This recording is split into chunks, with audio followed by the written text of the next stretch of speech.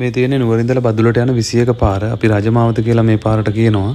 ඉතින් ඒකේ ගොඩක් අය කිව්වා බෙලුල්ලොයි පාලම කැඩිලා තියෙනවා එතනින් යන්න බෑ මෙහෙමයි කියලා. ඉතින් අපි මෙතෙන්ට ආවා පොඩ්ඩක් බලන්න කියලා. මේ තමයි ලැමසූරිය කියන ගමේ බෙලුල්ලොය කියන පාලම.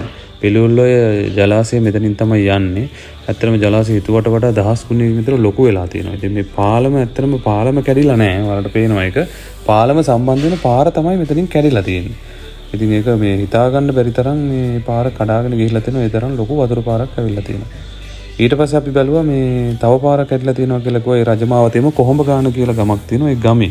ඉතින් යන්න බෑ මේ පාරේ එරෙනවා හොඳට. මේ වර ලයිට් කණු පේන්නේ පාරේ යයිනේ. ඒ කියන්නේ පාර සම්පූර්ණයෙන් වැහිලා. පාරෙන් තිබ්බ ගෙවල් මේ ගෙවල් දෙකක් තියෙනවා. ඒ ගෙවල් දෙකටත් ඇතුළටම මඩ ගිහිල්ලා ඒ ගෙවල් වල මිනිස්සු නැහැ. කඳුරු වලට ගරන් ගිහිල්ලා තියෙන්නේ.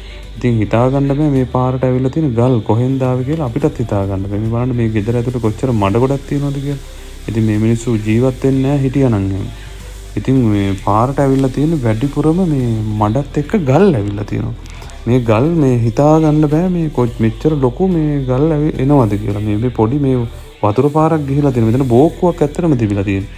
ඉතින් මේ බෝක්කුවක් දැන් අගලක් වෙලා මේක අගලටත් වැඩිය ලොකු වෙලා තියෙනවා. මේ මෙතනින් එහාට පේන්නේ පාර. ඉතින් පාර මෙතනින් සම්බන්ධ වෙන්න විදිහක් නැහැ. මේ ගල් ඇවිල්ලා පාර හරස් වෙලා තියෙන්නේ. මේ මෙතනින් තියෙන පොඩි බෝක්කුවක් වලට පේනවා. මේ බෝක්කුවෙන් තමයි අත්‍තරම වතුර ගියේ. දැන් බෝක්කුවක් නෙමෙයි මේක ලොකු විශාල අගලක් වෙලා තියෙන්නේ. ඉතින් මේක පේන්නේ සම්පූර්ණ පාර.